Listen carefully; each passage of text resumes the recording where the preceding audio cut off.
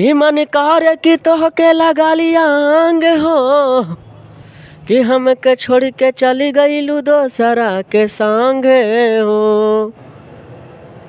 कि तू त कइले रहलू हमारा से ही करार हो, काना रहे तहराई अभी जीतवा पर आते बाहर हो।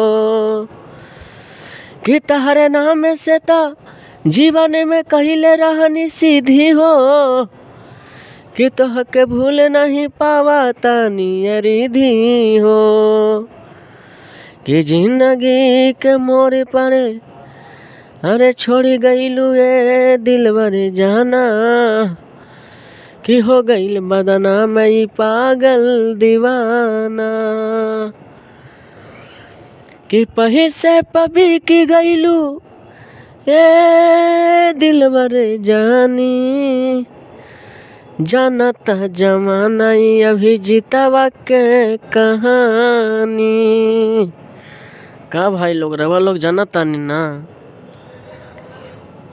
कि जब से सुनले बानी ससुरा जैबू तू सोना,